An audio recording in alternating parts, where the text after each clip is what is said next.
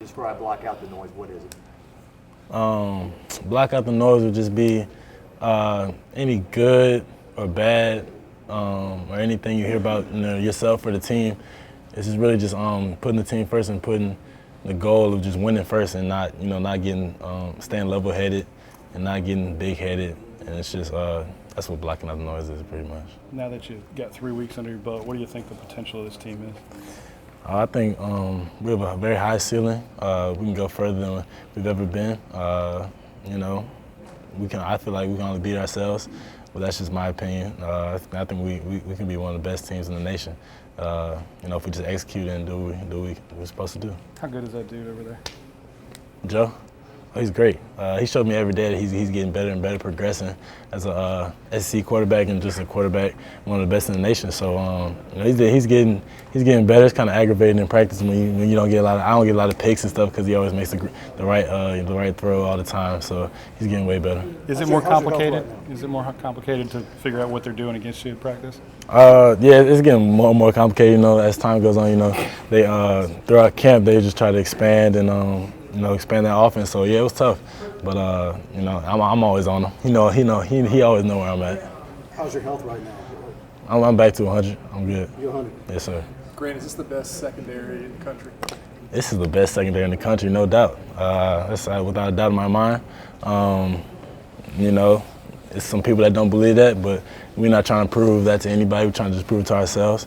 We're trying to get the most picks, the most plays, most, just knowing your assignment and all that. So, yeah, I think we definitely have a very talented group. Grant, what was most disappointing about the defense last year, and what do you want to improve most on?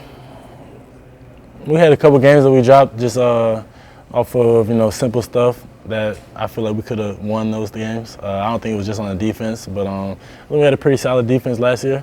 I wouldn't say I was disappointed. It's just I think that this year, we got a lot of guys coming back, and I think we should do pretty good. What makes Stingley stand out? Just his maturity right now. He's very mature for his age. He's only 18, so but you wouldn't know it. You'd think he's like my age out there. The way he plays, he plays hard, and he knows what he's doing. So when you do that, he's very mature. The thing that struck me at practice the other day was you guys were running some secondary sets, and it just seemed like you were very versatile as far as who's doing what, and it could change on a dime. Is that kind of that next level that Dave's always been trying to get to? Yeah, definitely. This game week one we got coming up. This game it's not gonna be a lot of versatility going around because of the offense we're playing, but it's always good to put in so we can go back and watch it. That we did in camp, if we want to put it in during the season. So, yeah, we're just trying to mix things up. Is it the disguising that'll be a strength later in the season, you feel like? Yeah, all that. Disguising, more guys on the field, just knowing all positions at all times. Just all that type of stuff that I try to do, and we try to just preach to the young guys and preach to everybody in the DB room. What can you see out of this new offense? Do you see that it's going to be dangerous? Yeah, I see it's going to be dangerous. I see it's going to be high-powered. I see that we're going to get the ball in the playmakers' hands and just make plays in space.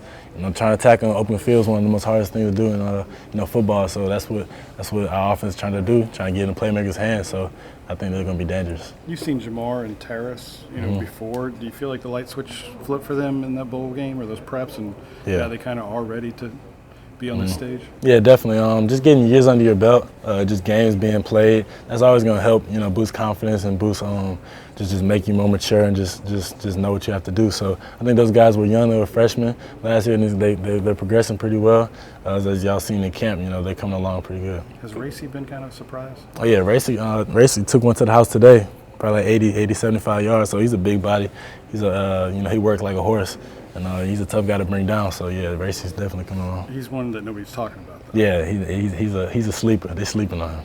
Compared to what you saw from this offense a year ago in camp, are they using running backs at all different? Are they more involved in the pass game? Oh yeah, definitely. Clyde's one of the most shifty guys in the nation. They put Clyde outside, get him in the boundary, let him run shake routes, all that. So definitely they're using the backs in the passing game. And it's hard because the backs got to line up on the linebacker, and that's always a tough matchup for the backer. So, that's a good matchup that they're working on. I know you won a distinction in the spring with number 7. Just, I guess, speak to that honor and Has it maybe dawned on you even a little bit more of just what it means to wear that number since then? Yeah, of course. Sevens is it's a legendary tradition. I don't feel any pressure to make more plays or do whatever. It's just me going out there playing my game, playing the game I love, football. So, it's definitely an honor and a blessing.